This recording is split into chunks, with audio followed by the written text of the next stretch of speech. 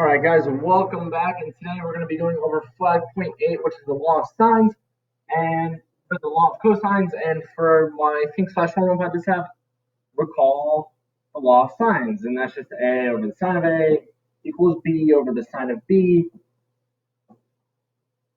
equals C over the sine of C. And likewise, since they're all in that order, if you flip them all, it would work too. Sine A over A, sine B over B, and sine C over C would work. Then that's just for any triangle, and A, B, C are the side lengths, and capital A, B, and C are the angles. So much like the law of sines, we have a law of cosines, and it works with any triangle with sides A, B, C, and their opposite measurements of angles being capital A, B, and C. Then the following are true. And you have three rules here, but it's really just one kind of when you think about it, right? It's saying one side squared is equal to the other two sides squared minus 2 times the other two sides times the cosine of the angle associated with your side.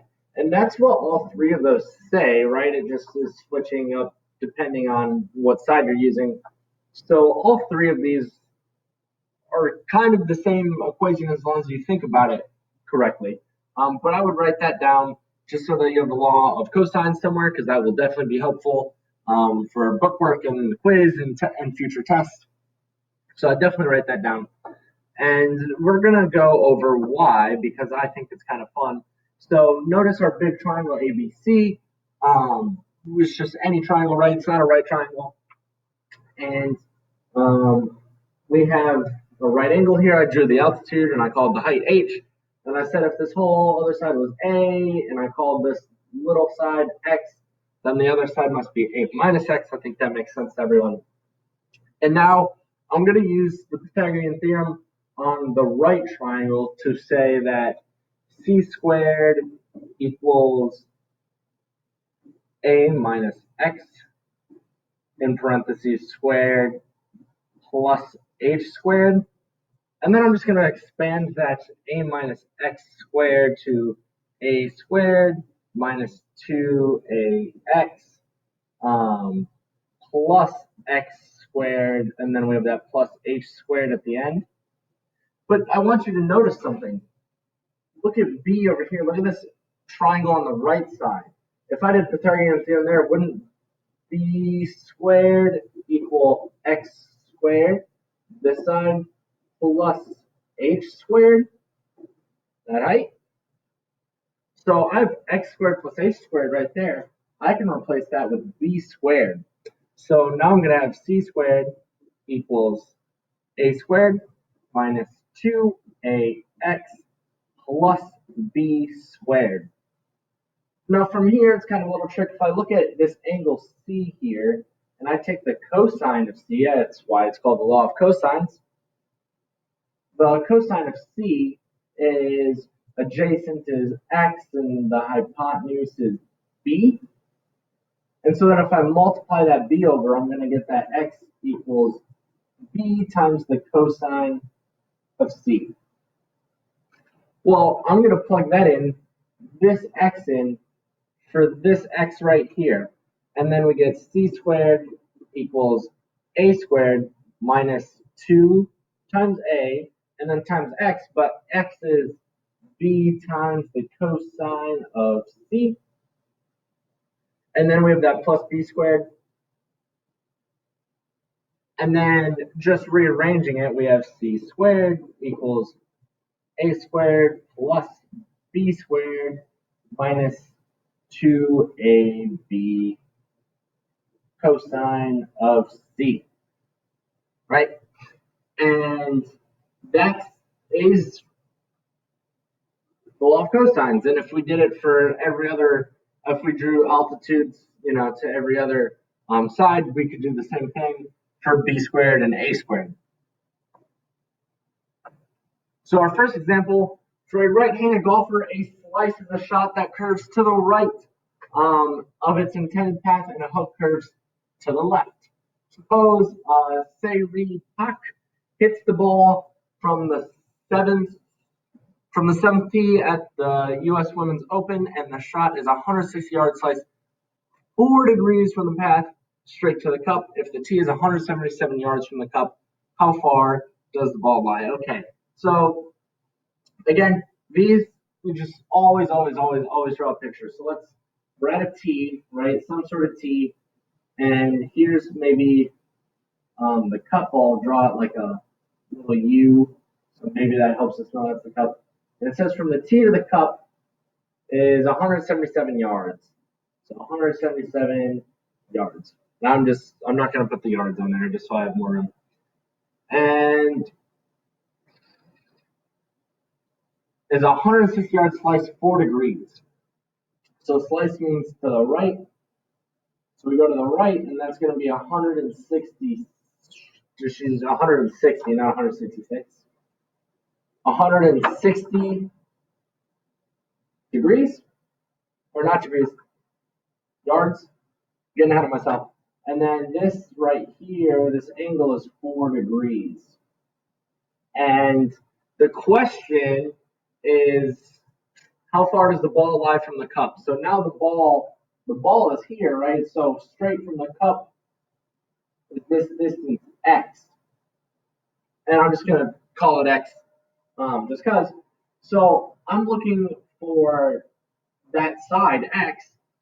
So I'm going to use the law of cosines, and I'm going to say x squared equals, and here we go. Remember, we have to do one side, the other side squared, 177 squared, plus the other side squared, 160 squared, minus 2 times the two sides, 177 and 160,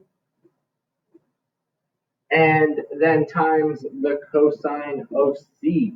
And we're given that is 4 degrees, so across from it, or across from x, right? And now this is just a matter of punching it correctly in your calculator. So I would make sure that you can get the right answer, right? I would probably do these two things first, and then I would subtract that, and then I would take the square root of it all.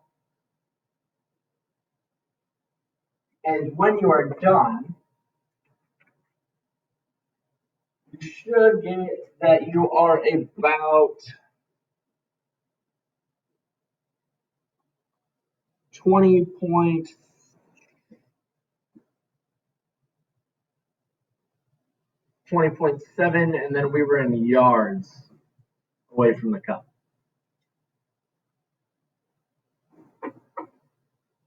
And that would be our answer. And now we have solved each triangle. And again, when I have a triangle, I just like to sketch it. So I have A equal 120 degrees, so I know I'm going to need an angle that's greater than 90. And we're just going to sketch it. It doesn't have to be perfect. So we know A is 120 degrees. And if I just say, it doesn't matter what I label the other ones. If I say that's B, that's C. Across from B, we have 9. And across from C, we have 5. And we want to solve each triangle. And so the first step is we're going to need that third side. And, and without being in the chapter or the section for law of cosines, I would automatically see if I could use the law of sines, but, I don't think I can because this side here is missing and 120 is the only angle I have. So I'm not going to be able to get anything meaningful out of law of sines.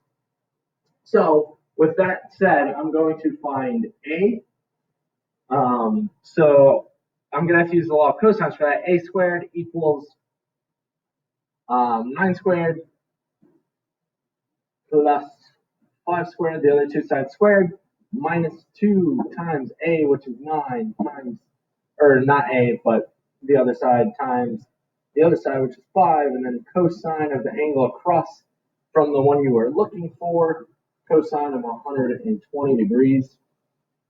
And again, when we do that, we are going to be looking for, or it's just something that you can punch in your calculator.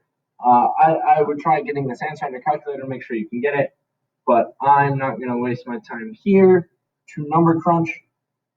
So you should get about 12.3 for A. And now that you have that, so I'm going to replace A, or I'll put about 12.3.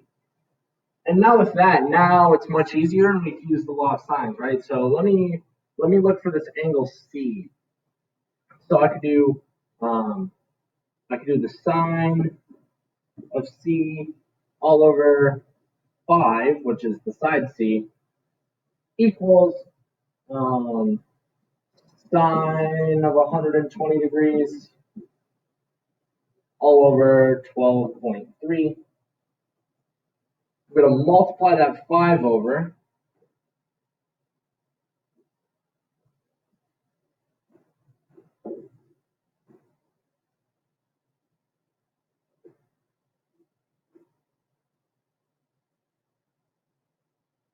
And then I have to take the sine inverse of both sides. And when I do that, on the right side, we're going to be left with, or on the left side, we're just going to be left with C. Sine inverse 5 times sine of 120 degrees all over 12.3. And I will crunch that one. So I'm going to do the 5 times sine of 120.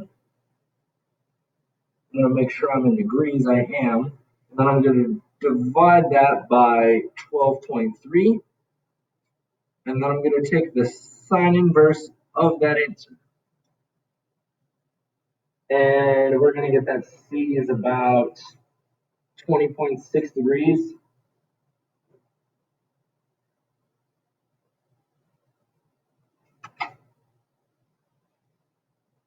And then from that, right, now that we know C is 20.6 degrees, now we can just do 180 minus 120 minus 20.6 to get B is 39.4 degrees, right? So that's that up to 180.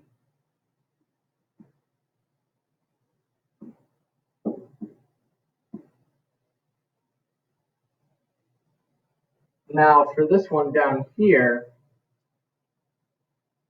this one's a little odd because we're given 3 sides, right? But, so I'm just going to sketch some sort of triangle. I don't know what it looks like. And it may be obtuse, it may not be, which is why it's not going to be to scale. And that's why I've almost made a right angle, so I could just kind of like imagine it's acute or obtuse. We don't know, right? But just a sketch. And I'm going to try, so the biggest one is B, which is 40. This looks like my biggest side. That looks like the next biggest side, and that's last. So B would be here, A would be across, and C would be here. So the trick with the law of cosines now is, remember for the ambiguous law of sines when we had a degree measure bigger than 90, we had a potential for 2 solutions. So I'm going to try and rule that out right away with the cosine to get my single solution. So I'm going to look for the biggest angle, and the biggest angle is going to be across from the largest side. So I'm going to look for the cosine of B here. So I want to find the angle B. So I need to involve the cosine of B. And to do that, I need to do B squared, which is 40 squared, equals the other 2 sides squared, added together, minus 2 times the other 2 sides, 24 and 18, times the cosine of B, because that's what I'm looking for. And essentially what we're going to get, I'm going to add that this mess of stuff together. So I can do a little bit of simplifying. 2 times 24 times 18. This is 864. So cosine of b. So I'm going to add that over. So 864 cosine of b equals, and then we have 24 squared plus 18 squared. And then I'm going to subtract that 40 squared over to this side. And then I'm going to divide by 864.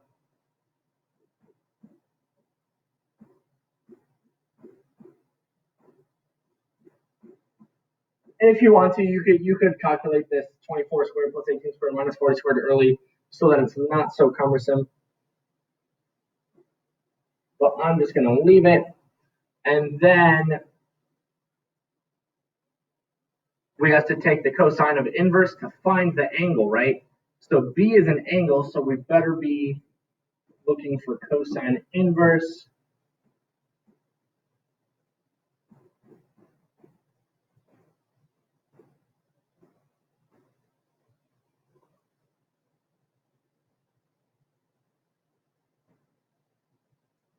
And that is number crunching.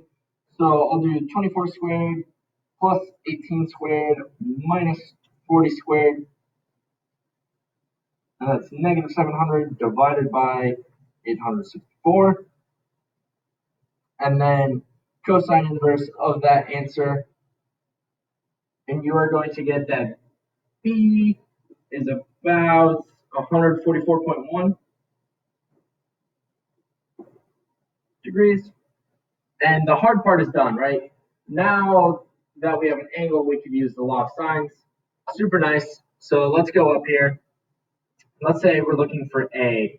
Then we could do what's across from B, 40. So we can do the sine of 144.1 all over B was the one that went with that is 40. So now I'm using the law of sines, and let's say we're looking for A, so then the sine of A, and then the side length across from the sine of A was 24. And now we just multiply that 24 over, and I'm going to just switch the sides around so it looks nicer.